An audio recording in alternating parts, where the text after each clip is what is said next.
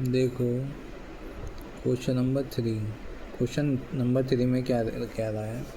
Question number 2 तक हो गया था मैंने। 3 में देखो 3 क्या कह रहा है। 3 में क्रम विनिमय के नियम का पालन करते हुए इस क्वेश्चन को हमें करना है। -4/7 + 1/4 7/-16 -4/7 1/4 + 7/-16। तो इसमें हमें बताया गया है इस वाली संख्या को, ये वाली जो संख्या है और ये वाली जो संख्या है, ये संख्या आपस में जो कर देते हैं, इन वाली संख्याओं को आपस में जोड़ देने पर हम इन संख्याओं को ऐसे भी हम लिख सकते हैं। कैसे लिख सकते हैं? ऐसे भी हम लिख सकते हैं, वो भी किसके द्वारा? क्रम विनिमय। इसे क्या कह देंगे हम? क्रम विनिमय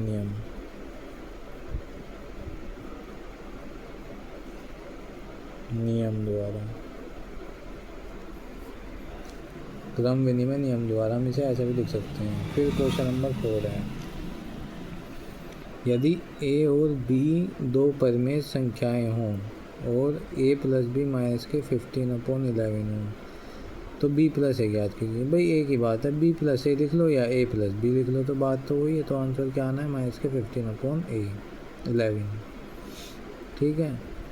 तो निम्नलिखित रिक्त स्थानों की पूर्ति अपने अभ्यास पुस्तिका में कीजिए।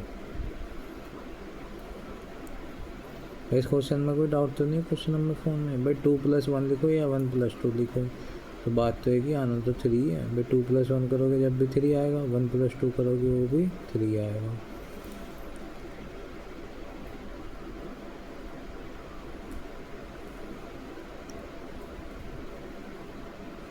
अभ्यास पुस्तिका में कीजिए। रिक्त स्थानों की पूर्ति अपनी अभ्यास पुस्तिका में कीजिए।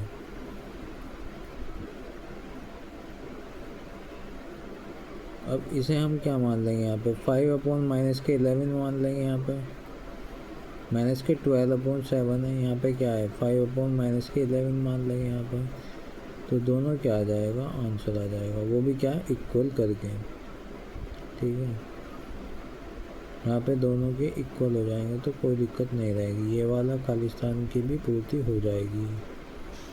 ऐसे इधर है, इधर भी क्या हो जाएगा? ये भी, इसमें भी क्रम विनिमय का नियम रहेगा। जैसे इस वाले क्वेश्चन में लगा था ना, थर्ड क्वेश्चन में क्रम विनिमय का नियम, ऐसे इस वाले क्वेश्चन में लगेगा थर्ड क्रम विनिमय नियम का पालन करने के लिए इसमें भी लगेगा। ठीक है, क्रम विनिमय का पालन करने के लिए ये क्या कहते हैं, ये वाला क्रम विनिमय नियम लगेगा इस क्वेश्चन को सोल्व करने के लिए। तो हम यहाँ पे क्या लिख सकते हैं? 5/6। ठीक है, क्योंकि सारी संख्या भरी हुई है, क्या बाकी है यहाँ पे? 5/6। वो भी इससे उठा के कहाँ पे रख सकते हैं हम? यहाँ पे। तो 5/6 यहाँ पे रख देंगे। ब्रैकेट बंद दोनों तरफ का, इधर से छोटा ब्रैकेट बंद। सरल करना हमें ये 3/4। देखो भाई क्वेश्चन कोई भी कर लेगा, तुम्हें केवल कंसेप्ट का पता होना चाहिए। क्या पता होना चाहिए? कंसेप्ट का पता होना चाहिए। बाकी तो सब कैलकुलेशन है।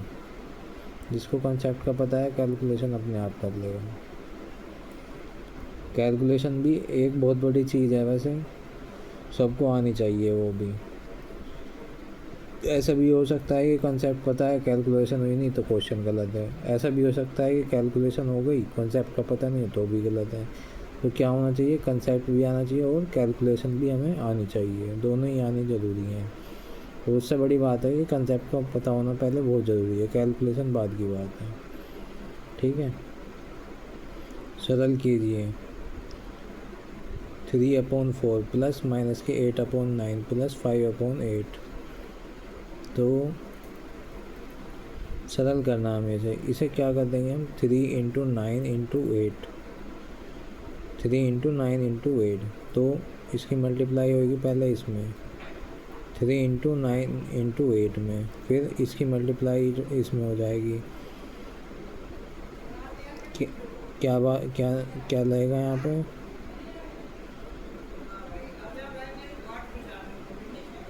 4 इंटू 8